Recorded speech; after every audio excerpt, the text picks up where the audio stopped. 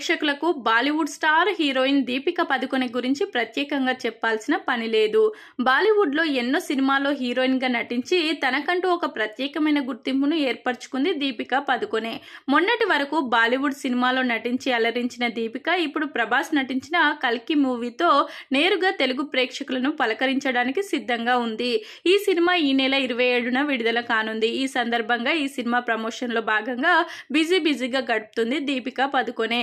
అయితే ప్రస్తుతం ఆమె గర్భవతి అన్న విషయం మనందరికీ తెలిసిందే. అయినా కూడా కల్కి సినిమా ప్రమోషన్స్ లో పాల్గొంటూ అందరి చేత శబాష్ అనిపించుకుంటుంది. ఇక ఇదిలా ఉంటే తాజాగా ప్రమోషన్ లో భాగంగా దీపిక పదుకొనె చేసిన వ్యాఖ్యలు సోషల్ మీడియాలో వైరల్ గా మారాయి. చదువు మధ్యలోనే ఆపేసి మోడలింగ్ రంగాన్ని ఎంచుకుంది. అమ్మా నాన్నలను ఎంతమంది విమర్శించినా వారు నన్ను ఒక్క మాట కూడా అనలేదంటూ తల్లిదండ్రుల గురించి ఒక సందర్భంలో గొప్పగా చెప్పుకొచ్చింది. ఇండస్ట్రీలో అడుగుపెట్టిన కొన్నాళ్లకు దూర విద్యలో డిగ్రీ పూర్తి చేసింది దీపిక.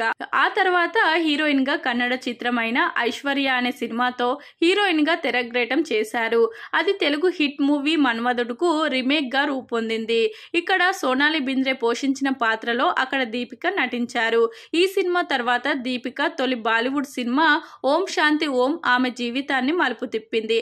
ఈ మూవీ భారీ సక్సెస్ అవ్వడంతో దీపికకు మంచి ప్రశంసలు దక్కాయి. ఈ సినిమా తర్వాత చాలా సినిమాల్లో నటించి మెప్పించింది దీపిక. కాగా ఈమెకు టాలీవుడ్ ఇండస్ట్రీలో హీరో మహేష్ బాబు అంటే చాలా ఇష్టమట. మహేష్ బాబుతో పాటు ఈమెకు రానా అంటే కూడా చాలా ఇష్టమని ఆమె తెలిపింది. ఈమెకు రానా క్లోజ్ ఫ్రెండ్ కావడం విశేషం.